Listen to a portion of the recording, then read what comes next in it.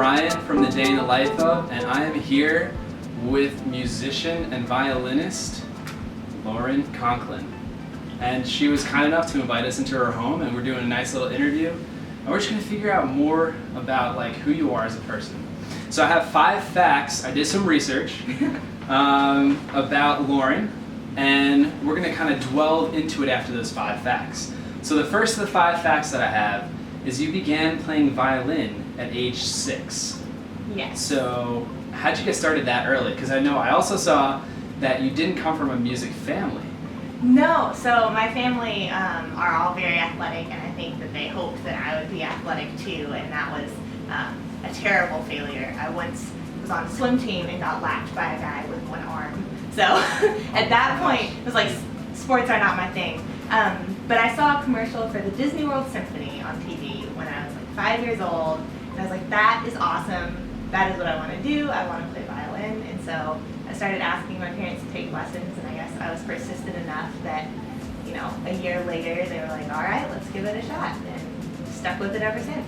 Wow, that's crazy. So how was the trip when you went down there to Disney?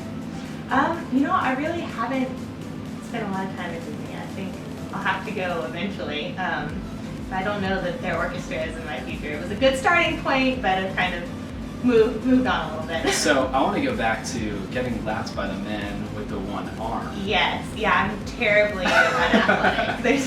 There's no speed, there's no strength. I'm not cut out for sports, so it's a good thing that I found music. That's crazy. So you came from an athletic family, and what did your brother, sister? How many brothers and sisters do you have? I have one younger sister, and she's an awesome athlete. She's always been very naturally coordinated, and she was playing on the varsity teams when she was in middle school, so she was a super athlete.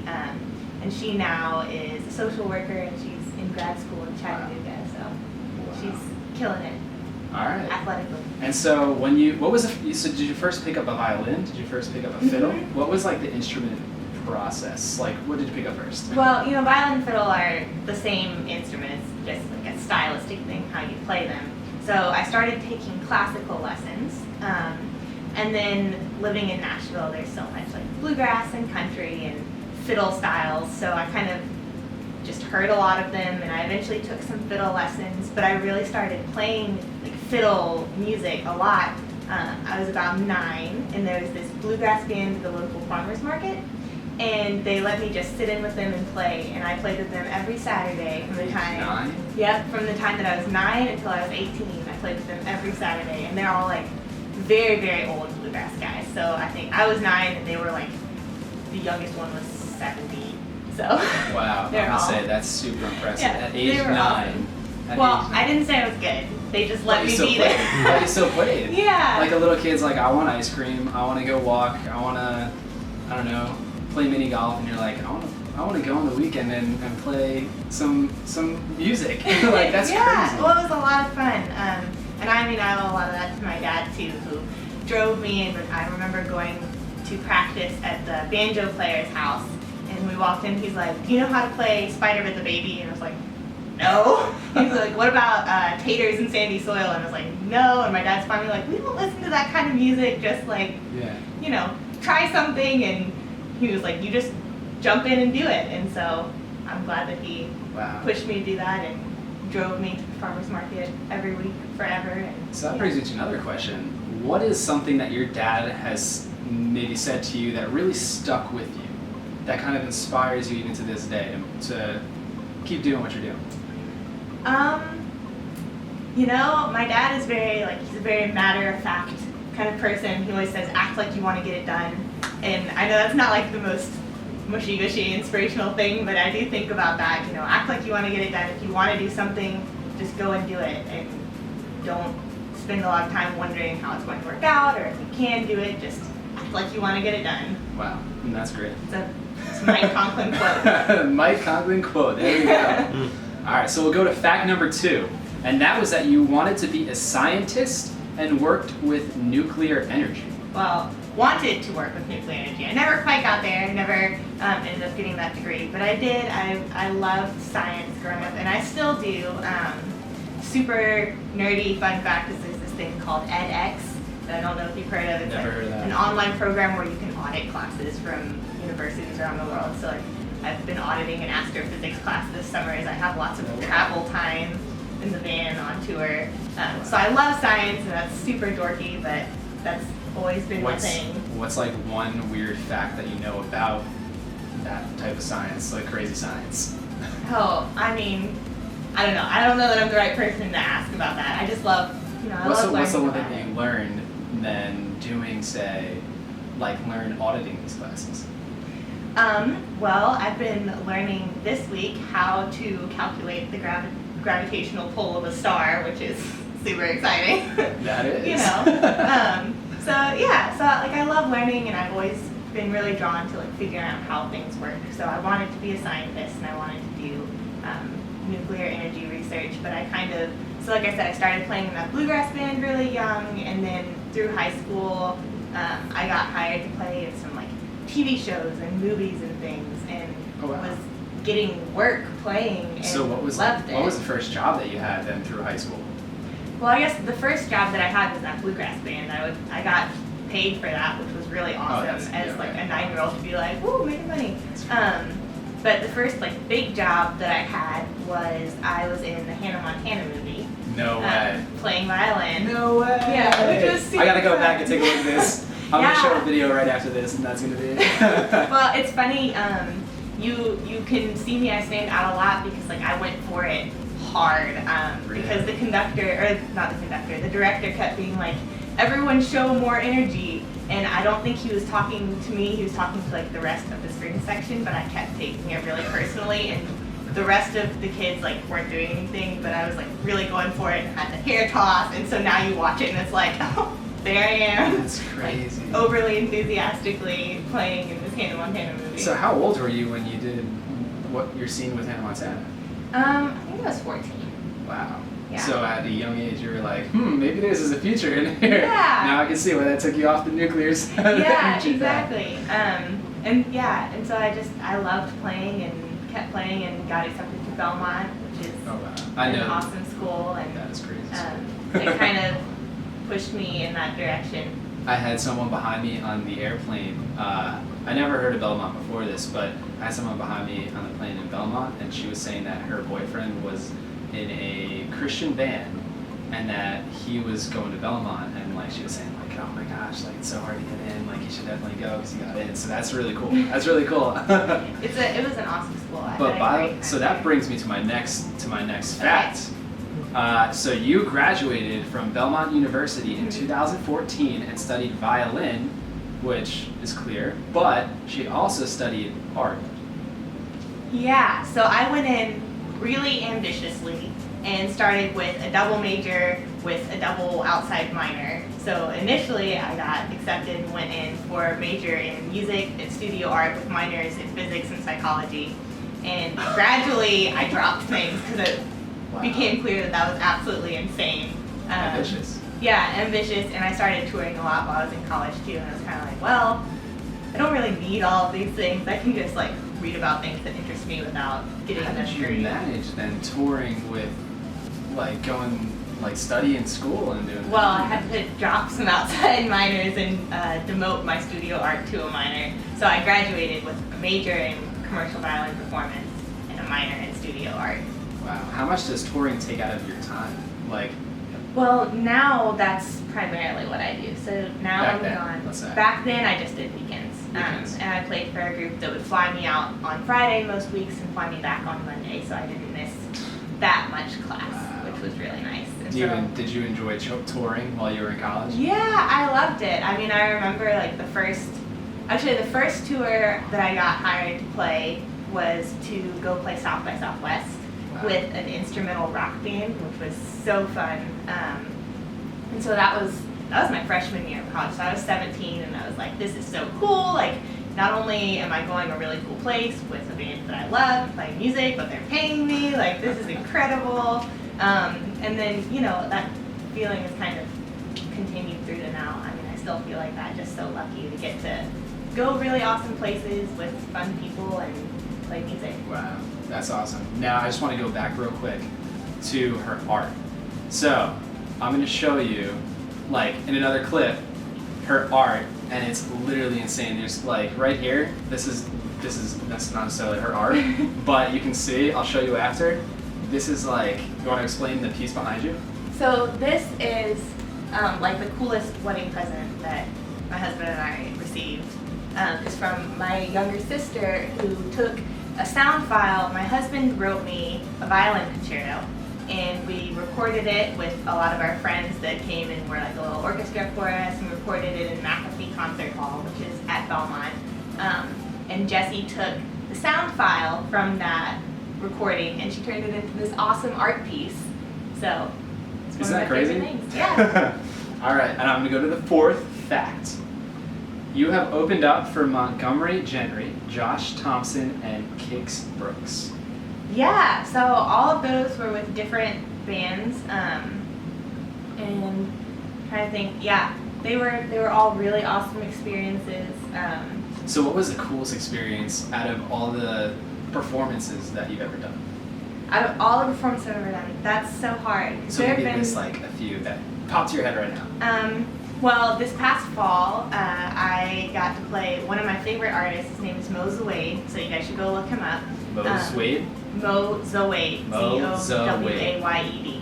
And he is from a country called Bahrain, which is near Saudi Arabia in the Middle East. And so playing for him has been really fun. He flew me over to Bahrain twice last summer. Way. And that How was that area? It was so cool. It was not a part of the world that I ever expected to go to, but I loved it. It was If you could really describe that part of the world where you went in 3 words, what would it be? hot, Okay. really cool buildings. Okay. Does that count? That can count. Yeah, really cool buildings. Surprisingly friendly.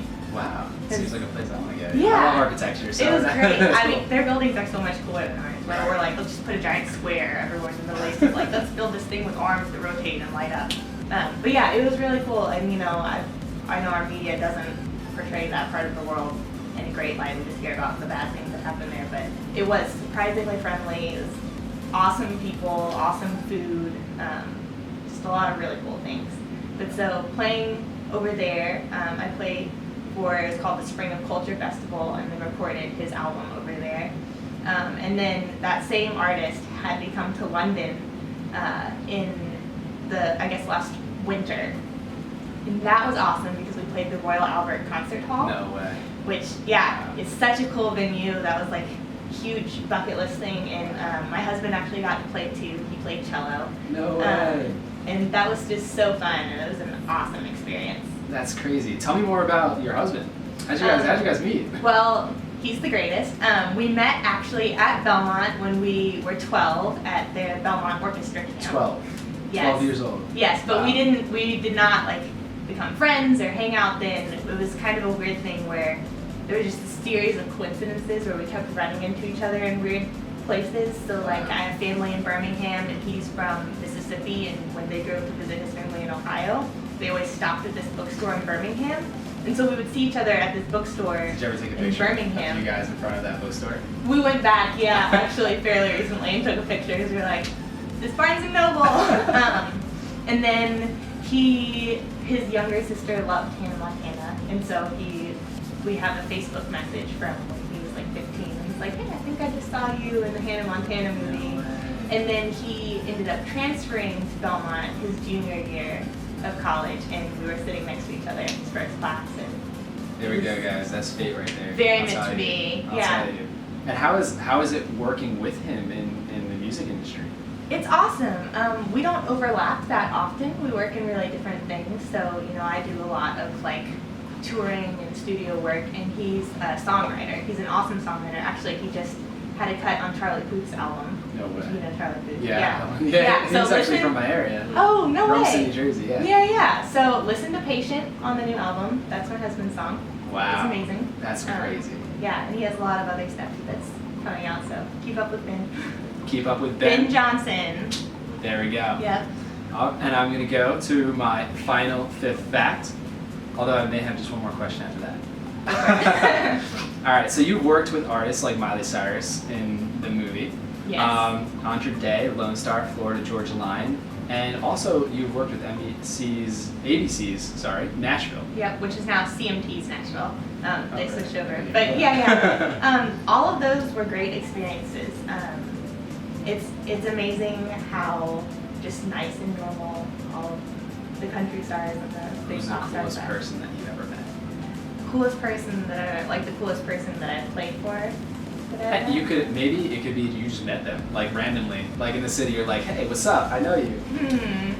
I mean, I think I have to say Ben, my husband, is the coolest person I've ever met. But in the list that you named, the guys from Florida Georgia Line were really awesome. Really? They were just like really nice, and they came and like talked to all of the spring section and hung out with us a little bit, which is unusual for people that are like super busy and don't have to take time out of their day. So I guess that brings me to my next question. Like in the future, who would you want to work with? Man, so right now I'm playing a lot for a group called High Road is my group, and I love them to death, and that's been such a good experience. So I've been with them for about 3 years now. That's who I primarily tour with, and I love playing with them. So they're like a bluegrass gospel combo. But I don't know, I mean, it's always, one of my favorite things about the people that I've played for is it hasn't been people that I've sought out. You know, it's kind of been people. It's come to you. Yeah, it's just happened, and those have been the best experiences, I think, that I haven't tried to force to happen. So whoever's out there that needs a fiddle player, I'm your girl. That's it, See right what's here. next. That's crazy. So now I'm gonna have 2 questions. I said I was gonna have 1, but I have 2. One is I saw a really cool commercial, and it's in another language. Hold up. Yeah. Explain a little In about that? Spanish. Yes, that one. The water bottle Yes. commercial. That was Yeah. So that was another thing that just kind of happened. So someone on Facebook sent me this link that was like, hey, this company is looking for a violinist, like email a headshot. And so I emailed a headshot in, and they were like, well, let's do a Skype audition. So I did a Skype audition that like all they wanted me to do was find various containers and drink water out of them. Like find a cup that looks like this, and find a cup that looks like this, which was just so bizarre because I was like ready to play. And then I did another audition that was actually playing that I was like, well, this seems more more correct. And then they were like, well, you know, next Monday is the shoot, so we'll let you know if you got it. Wow. And I didn't hear from them, and Sunday morning, they called and were like, hey, can you be on a flight to Mexico City in 3 hours? And I was like, oh my gosh, we'll see. So I rushed to the airport and made it on the flight and made it to Mexico City and was there for, I think, 4 days filming, and like the whole first day was them. Did you have to know Spanish? No, I didn't have Okay. I didn't have to do Spanish. But they like dyed my hair really dark and did all my makeup, and they were like, well, we need you to look, you know, like a native Spanish speaker. And so I had someone that was supposed to be my translator, and she kept forgetting that I speak some Spanish, but I don't speak like amazing Spanish, and she would forget that I don't. She'd just like run off and say something in Spanish, and I'd be like, oh my gosh, these are a lot. Yeah. I have passable like conversational Spanish, but then when they're like, you know, giving directions and talking about, you know, video cues and stuff, like I don't have any of that. That's crazy. And also, I'm gonna put a little clip in there for you because that was really cool. I thought it was a really awesome commercial. It was so fun. That was a really cool thing. And it was fun to see Mexico City, which is another place that I would not have just like gone. Did you ever play music there, or? Well, I mean, I played for the commercial there, Yeah. and then I had time off in between. So like I went to their zoo and some of their museums That's and cool. wandered around and got coffee and I went to this restaurant where I thought I was ordering really well in Spanish, and I ordered plantains and got goat. And so obviously I did not order as well as I thought I did. But it was really fun. It was a great time. That's awesome. And now my last question Okay. is, and I'm almost circling back. So I have my Irish cousin behind here. Say hello. Hello. That's my cousin Daniel. Now he's from Ireland. I noticed when I was listening to a lot of your songs, they have like an Irish twang to it. Did you study like Irish music to create your style? I love Irish fiddle playing, and I have studied a good amount of that. I studied some of that in college, and even like in high school, I took some lessons from a fiddle teacher who did a lot of Irish stuff. And Irish music is just fun. I mean, you gotta dance when you hear Irish music, and I love that. So it is definitely a big influence. I think even me, I was an Irish step dancer as a kid. So No when way. yeah, Are you gonna do a demonstration? I think I might. No, I can't. I just know Brienne, you're out there, what's up? She's my sister. She did it like when she was little and she was in Irish feshes and stuff. And I know one dance that she taught me, and it's point, point, point and back, point and back, point and back. And that's like it. That's, I think, the only thing. That's basic step ever. But I just want to ask you that one question. Now, so we know a lot about her. Now, what is one thing that would surprise people to learn about you? I love sharks. I've been thinking about this. You asked me that earlier. It didn't just like come out that quickly. Just for everyone watching. There we go. I love sharks and I love scuba diving, and that's always been something that my family did together. So I got scuba certified when I was 10. And one of my favorite things that we've done is we went to Belize and fed the sharks, and so we got to pet some of them, and that was really cool. Like, what kind of sharks are these? Are these like megalodons, like the crazy? None of them were like 50 feet long. No, there were black tip reef sharks and nurse sharks, and not like huge. Was it crazy scary? Sharks. No, it was awesome. Wow. See, I think sharks get a bad reputation. I think they're not as mean as you think. They're not out to eat people. It just happens by accident sometimes. That is crazy. Yeah. Wow. So there we go. comeback. She's a scuba diver and she likes sharks. I like sharks too. I think everybody does. But she likes to swim with sharks. So we'll end this real quick. You can talk to your fans for maybe just like a few seconds and give a little bit of motivation. Okay. Well, hi.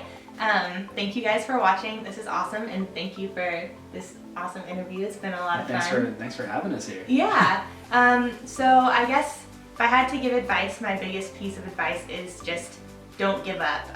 One of my favorite quotes is a Harrison Ford quote where he talks about the people that make it in any industry are not the people who are the best or the most talented or work the hardest, or sorry, they do work the hardest. They're not the people that are the best and the most talented. They're the people that stick with it and work the hardest and just never give up on their dreams. So that is the best advice I have, is just don't give up. Don't give up, guys. All right, thanks for having us. And from the day in the life of, this is Lauren Conklin.